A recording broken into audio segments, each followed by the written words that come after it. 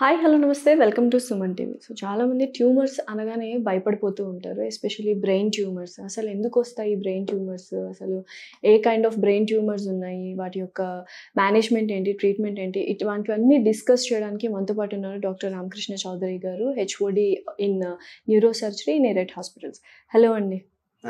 So first of all బ్రెయిన్లో tumours అనేవి చాలా హారిఫిక్గా ఉంటాయి. అందరూ భయపడిపోతుంటారు. ఇట్ లీడ్స్ టు డెత్ అనేసి అనుకుంటూ ఉంటారు. అసలు కాజెస్ ఏంటి? ఎందుకు వస్తాయి ట్యూమర్స్ మనకు బ్రెయిన్లో ఎస్పెషల్లీ?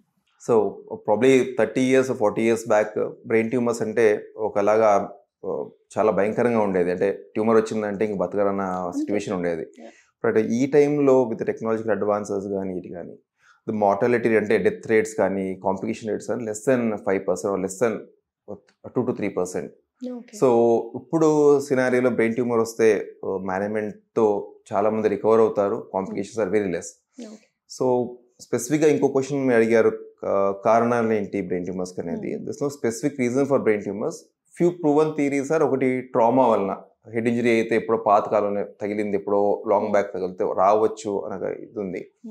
రెండోది రేడియేషన్ ఎక్స్పోజర్ ఎక్కువ ఉంటాయి. అంటే probably if you're staying in a area ఎక్కడ రేడియేషన్ ఎక్స్పోజర్ ఉందంటే న్యూక్లియర్ ప్రాజెక్ట్స్ ఉన్నాయి అక్కడ, ఆ ఏరియాలో ఆ జనాభాకి ట్యూమర్స్ వచ్చే అవకాశం ఉంటుంది. Apart from that family history కానీ జెనెటిక్ హిస్టరీ కానీ it's less than 1%. So very minimal.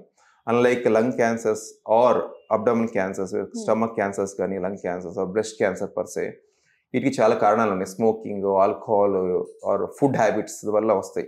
But per se brain tumours అనేది స్పెసిఫిక్ రీజన్ ఏమీ లేదు. ఓకే. సో బ్రెయిన్ అనగానే very complex structure in the whole body అనిపిస్తుంది. ఎందుకంటే అక్కడ ట్రీట్ చేయాలన్నా, అక్కడ ఏమైనా ట్యూమర్స్ అలా వచ్చినా కూడా చాలా మంది భయపడిపోతూ ఉంటారు.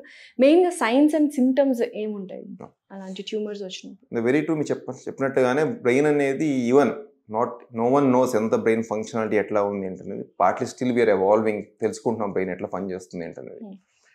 సో ప్రాబ్లమ్ విత్ బ్రెయిన్ ఏంటంటే అన్లైక్ స్టమక్ లాగో లేకపోతే లంగ్స్ లాగో దే ఆర్ ప్రొటెక్టెడ్ క్యావిటీలో ఉంటుంది. And have a for example అబ్డామన్లో ఏమైనా ట్యూమర్ వచ్చిందా ఆర్ ఏమైనా బ్లాక్ అయిన ప్రాబ్లం అయినా కానీ ఉబ్బినప్పుడు స్పేస్ ఉంటుంది, కడుపు ఉబ్బుతుంది. So it gives some time. బ్రెయిన్లో అట్లాగా brain is fixed skull bone. So దానివల్ల ఏంటంటే కొంచెం వాల్యూమ్ పెరిగినా కానీ బ్రెయిన్లో సిమ్టమ్స్ స్టార్ట్ అవుతాయి. So that's how the brain tumour స్లోగా ప్రోగ్రెస్ అవుతున్నప్పుడు, ప్రెషర్ ఎక్కువైనప్పుడు హెడ్ ఏక్ అనేది వెరీ కామన్ సిమ్టమ్ బ్రెయిన్ ట్యూమర్లో. Second thing, depending upon the location, ఎక్కడ వస్తుంది, ఎక్కడ ఉంది బ్రెయిన్ ట్యూమర్ అంటే. ఫర్ ఎగ్జాంపుల్ ట్యూమర్ అనేది ఫ్రంట్ పార్ట్లో ఉన్నప్పుడు కొద్ది పర్సనల్ డిస్టర్బెన్స్ రావచ్చు. ట్యూమర్ అనేది వెనక ఆక్సిపిట్ ఈ ఏరియాలో ఉన్నప్పుడు విజువల్ డిస్టర్బెన్స్ రావచ్చు. ఆర్ లెఫ్ట్ ఆర్ ఈ పక్క lower part of brain, temporal lobe అంటారు. సో దాంట్లో ఉంటే you can have speech disturbance కానీ మెమరీ డిస్టర్బెన్స్ రావచ్చు. Apart from these tumours very hand leg areas, for example ఈ సెంటర్ పార్ట్లో ఈ పార్ట్లో హ్యాండ్ అండ్ లెగ్ ఏరియా ఉంటుంది. సో ఆ ఏరియా ట్యూమర్ వస్తే కనుక they can present with weakness of the hand leg, finger movement అబ్నార్మాలిటీనో, హ్యాండ్ గ్రిప్ వీక్నెస్ రావచ్చు. అపార్ట్ ఫ్రమ్ దిస్ వేరే సిమ్టమ్స్ ఏంటంటే ఫిట్స్ రావచ్చు.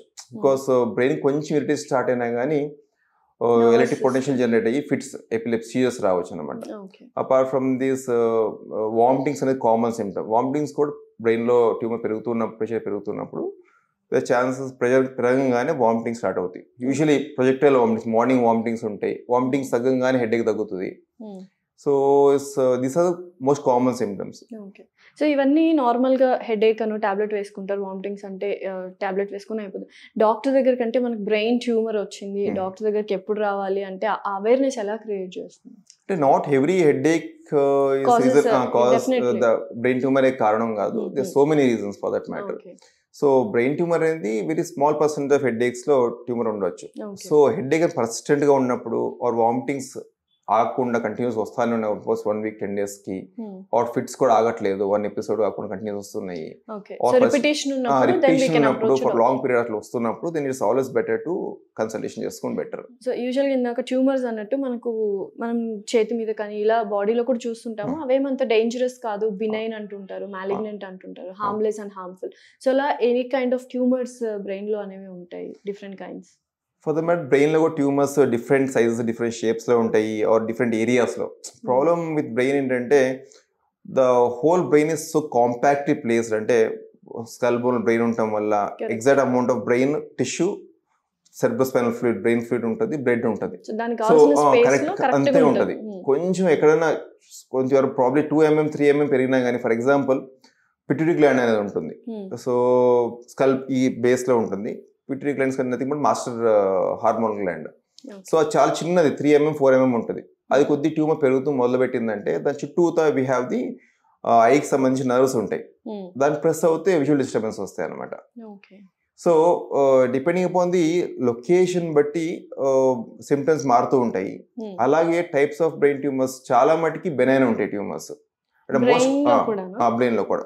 But most common tumour is glioma. So gliomas again grading అని ఉంటుంది అనమాట. Grade 1, 2, 3, 4. Grade 1 and 2 are relatively good tumours. Grade 3 and 4 are very bad tumours. Glioblastoma multiforme grade 4 tumour. That's the worst tumour anyone can have in the body. But grade 1, 2 are relatively good tumours. Apart from gliomas చాలా రకాల ట్యూమర్లు ఉన్నాయి. For example లోపల brain nerve sheet tumours అంటారు అనమాట. షానోమాస్ అంటారు. Are meningioma, brain పైన ఒక పొర ఉంటుంది, లేయర్ ఉంటుంది, ఆ దాని నుంచి వచ్చే tumour meningioma. That's the third most common tumour. Second most common tumour is pituitary tumour. Pituitary gland నుంచి tumour second most common. So ఇవి కాకుండా వేరే డిఫరెంట్ పార్ట్స్ ఆఫ్ బాడీ నుంచి కూడా బ్రెయిన్ కి ట్యూమర్ స్ప్రెడ్ అవ్వచ్చు. మెటాస్టాసిస్ అంటారు. ఫర్ ఎగ్జాంపుల్ బ్రెస్ట్ లో ట్యూమర్ ఉన్నప్పుడు, ఆర్ బోన్ లో ట్యూమర్ ఉన్నప్పుడు, ఆర్ లంగ్ లో ట్యూమర్ ఉన్నప్పుడు spread to the brain through blood vessels. So this all metastasis అంటే ఎక్కడో వేరే ఆర్గన్ నుంచి వచ్చి ఇక్కడ సెటిల్ అవుతుంది. సో యూజువల్గా అంటే ఇలా బినైన్ ఉన్నప్పుడు మనం ఏం ట్రీట్మెంట్ చేయాల్సిన అవసరం లేదా? మీరు అన్నట్టు ఎక్కువ బినైన్ ట్యూమర్సే ఉంటాయి అన్న. బినైన్ ట్యూమర్స్ అన్లైక్ ఇప్పుడు చేతి పైన ఇక్కడ గడ్డ ఉంటే కనుక సంథింగ్ యూజువలీ న్యూరోఫైబ్రోమాస్, లైపోమాస్ అని ఉంటాయి అనమాట. దాన్ని వదిలేసిన పెరుగుతూ ఉంటే కొద్ది వికారంగా అనిపించచ్చు, అంతేగాని దాని ప్రాబ్లం కాదు. బ్రెయిన్ లో ఏంటంటే because it's as we said already చాలా చిన్న స్పేస్ కాబట్టి కొంచెం స్పేస్ పెరిగినా కానీ ఆ పక్కన న్యూరల్ టిష్యూ తట్టుకోలేకపోతే సిమ్టమ్స్ స్టార్ట్ అవుతాయి. So for that matter we need to operate. So benign ఉన్నా అసలు మెలిగ్నెంట్ ఉన్నా యు హావ్ టు ఆపరేట్ అన్నమాట. సో ట్రీట్మెంట్ ఆప్షన్స్ ఎలా ఉన్నాయి? And one more thing, tumour per se we exactly can't say benign malignant అనేది. So కొన్ని చెప్పొచ్చు కానీ అధికంగా అన్లెస్ బయాప్సీ చేసి కన్ఫర్మ్ చేసుకుని చెప్తాం అవుతుంది. So we can't very sure that benign malignant. So ప్రతి కేసుకి ఒక ట్యూమర్ సైజ్ ఉందంటే బయాప్సీ చేయాలి, లేకపోతే accessible complete excision of tumour చేయాల్సి వస్తుంది. ఓకే. సో ఇంకా ఏమైనా ట్రీట్మెంట్ ఆప్షన్స్ ఇలాగా different kind of options for brain tumours mainly surgery first option. Tumours కొన్ని ట్యూమర్స్ ఫర్ ఎగ్జాంపుల్ ఇయర్ కి సంబంధించిన నర్వ్ వస్తుంది అనమాట, something called acoustic nerve, 8th nerve, దాన్ని షానోమాస్ వస్తాయి ట్యూమర్స్, న్యూరల్ షీట్ ట్యూమర్స్. ఇవి లెస్ దాన్ 3 cm ఉంటే still you can go for radiotherapy. But preferably my advice is always surgery చేసి complete excision అయిపోతుంది. So surgical option is the best option. So post operative care అనేది ఎలా తీసుకోవాలి patients brain surgery అయిన వాళ్ళు? ఒకటి ఈ ట్యూమర్ సర్జరీ అయినా కూడా ఆల్వేస్ గ్రేడ్ 3 గ్రేడ్ 4 ట్యూమర్స్ ఉంటే always preferable to go for further radiotherapy and chemotherapy. Or and regular follow up scan చేసుకుంటాం అనమాట. ఇప్పుడు ఆపరేట్ అయిందంటే మీరు ఆపరేట్ అయితే ప్రాబ్లీ 2 months తర్వాత నెక్స్ట్ స్కాన్ చేస్తాం ఎట్లా అని చూస్తానికి. After 6 months 1 year 2 years follow up scan చేస్తూ ఉంటాం. సో రికరెన్స్ ఏమైనా వస్తుందా ఆర్ గ్రేడింగ్ ఎక్కువ ఉందా అనిపిస్తే కనుక then always we prefer to go head with radiotherapy. Thank you so much. So చూసారు కదండి, ఎరైట్ హాస్పిటల్స్లో group of doctors, skill doctors and experienced doctors ఉంటారు. మీకు ఇంకేమైనా సమస్యలు కానీ ఇంకేమైనా సమాధానాలు రావాలంటే కింద స్క్రోల్ అవుతున్న నెంబర్కి కాల్ చేయండి and do visit alright hospitals.